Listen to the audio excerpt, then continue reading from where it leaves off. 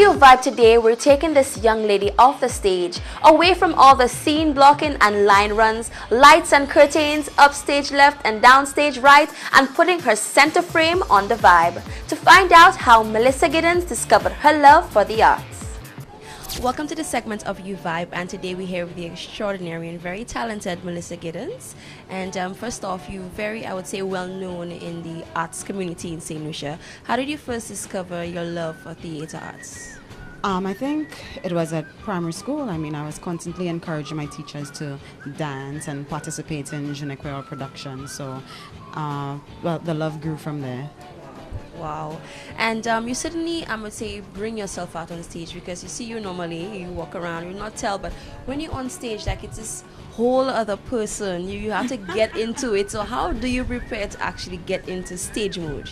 Well, you know, an actor really must prepare. So it's, you know, it's a lot of work that I put into it. I have discovered what works for me, and what works for me is the commitment to rehearsals first and foremost, and being present 2 hours to 3 hours before a show, getting into the zone, getting in touch with the character, so that when I step on stage, it's really believable, or I hope that it is very believable.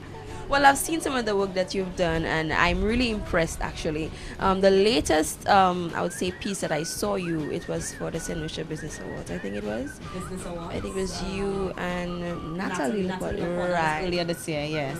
Right. And that was absolutely amazing. I mean, I cannot be so believable on camera, so you have it made. But you've directed, you've written some pieces yes. for ladies especially that have gone up for different shows.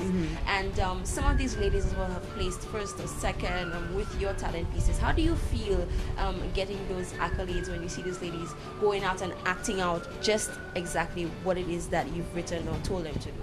Well, I'm always really excited, because first and foremost, most of these ladies are simply preparing for a pageant, and most of them are coming in not sure that they actually love drama. So, I mean, even when you don't get like a best talent title, you are aware that you have trained those ladies not just for the stage but for beyond, because I mean, it's a lot about a lot of effective speaking, how to present yourself on stage. So they're really taking away more than just, you know, a performance piece for the stage. So of course I'm extremely excited when, you know, people talk about the talents and they're doing well, but I'm also excited to see the point at which they came in and what they will be leaving with. So nice. So thus far, with all your years and all your experience into theater and drama and everything, what has been your most memorable piece that you've written or directed or started?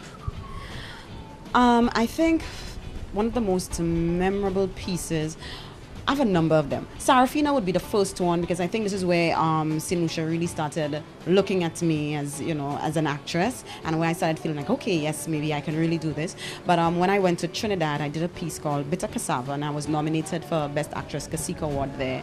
But I really felt like I had to go places that I never knew that I could have gone. So for me, that would have been one of the more memorable pieces. In terms of directing, again, when I was at school, I did a two-man piece, and Hairdresser it was called. It was the first time that I really, you know, realized how much work that directing take, how the relationship that you develop with your actors to get them to a certain place, the concept, the symbols that you want to use, exactly what it is that you want to say to your audience. So I think that would have been the most memorable piece in terms of directing, and it's sort of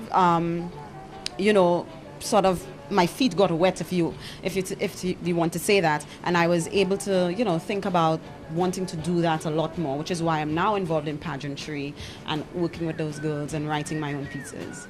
And not only that too, you're a teacher at the St. Mary's College, so you everything that you've learned, you passing it on to those people, so you keeping the whole theater arts and drama and everything alive in St. Lucia. Oh yes, I am. At St. Mary's, you know that we have our Talfest show, and then we have our literary night under the distinguished patronage of the Governor General. So we have two big shows here that we do every year. We're actually in the process of getting ready for Talfest, and you know, the boys are really, really excited, and we're not just training them again in performance, but you know, I think that we have some event managers and some directors and some writers, so they're really getting into it and really excited about putting on a production and everything that involves in a production. So it's more than just performance for them. Fabulous. So of course, let's talk about the the future? What else can we expect from you for the future in drama and theatre art and everything else that you're involved in? Well, I think what I really want to do is to go on to do a number of full-length plays. So it's a matter of, you know, getting persons together, probably students who have left, probably peers, contemporaries, and just getting them together so that we can work towards putting on full-time plays, productions constantly, because I think that is something that we lack. And you know, I wouldn't say I think sometimes that there are a lot of plays going on that we don't know about. There's a lot of community work going on around the place, but we really need to get to that place where people are sensitive and they are aware to what is going on in terms of theatre, that is. I think so, and I am excited, and I'm hoping that I can see much more from you and much more when it concerns the arts and all these things. I mean, it's really in our culture too. Yes, it is. Yes, it is. Yes. So thank you so much, Mellisa, and let's head back to the studio for more on the Vibe. I've been fortunate enough to see some of Melissa's spectacular work, both on stage as a star actress and dancer, and behind the scenes as a director. This illusion theatre legacy, handed down to us by the likes of Roddy and Derek Walcott, the Malfre brothers, Alan Weeks, Kendall Hippolyte, and others, is definitely in safe hands. Our WhatsApp segment comes up next. Keep it locked.